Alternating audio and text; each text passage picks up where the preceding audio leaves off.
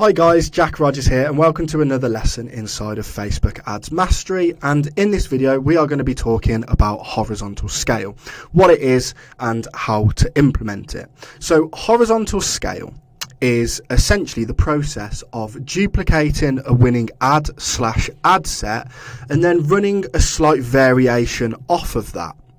Now, there's two benefits to the horizontal scale approach. So the first aspect is the fact that you can make little iterations to see if we can improve that performance even more.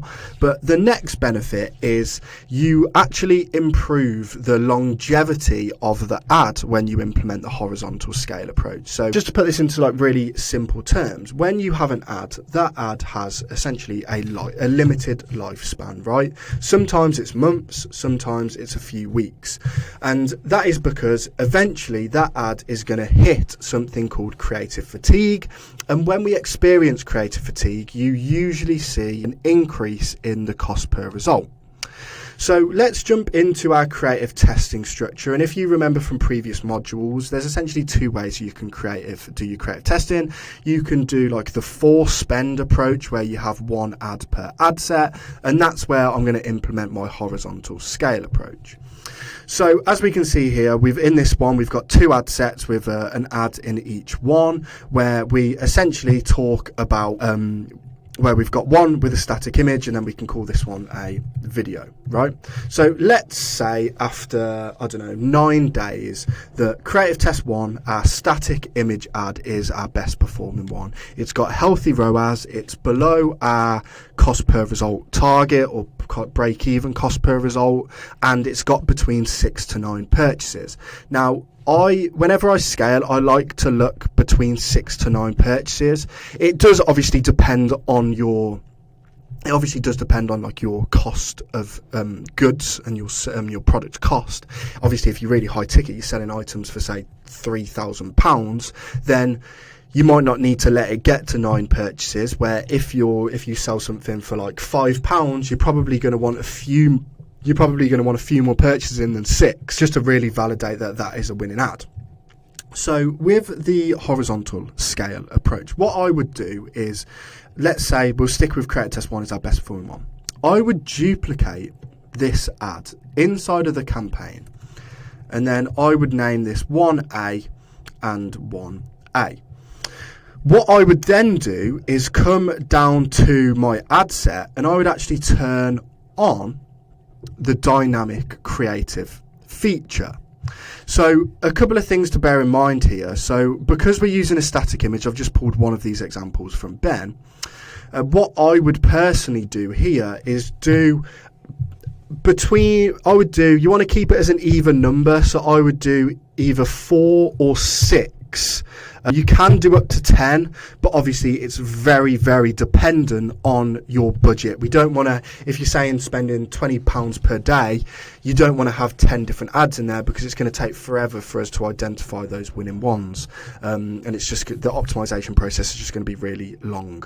So what I would then do, because we got dynamic creative, and what that essentially allows us to do is have multiple variations of images all running under that same ad, very, very similarly to what we do when we have like multiple primary text features. What Facebook is going to do is they're going to display the creative of the ones that we select to the audience that's most likely to purchase off that specific creative, right? So what I would then do, as I mentioned, have 4 to 6 different types, and what I would do is make similar versions of the same concept. So for static images, what I would personally be doing, if we say we did 4 tests for each, what I would personally do is I would have 2 with a different background and then 2 with a different product image. And the reason why I would follow it that way is what we actually do when we test different backgrounds, different product images, we isolate the winning element, right? Because one issue at the moment here is with this creative, we don't actually know what part of this creative is the winning aspect, right? Maybe it's the photo of Ben.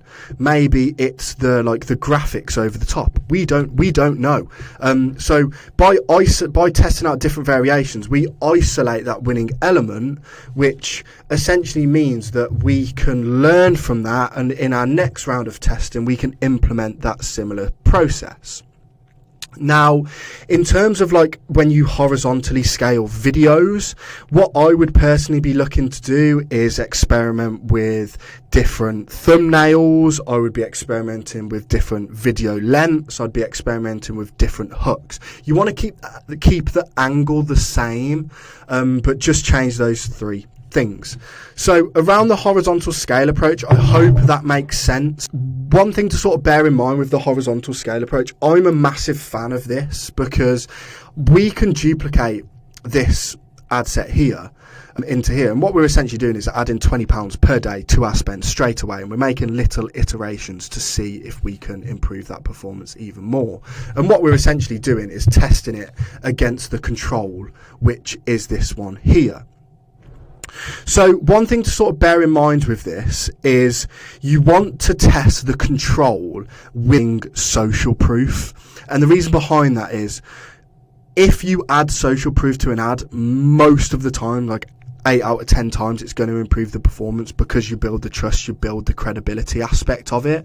So test it without social proof.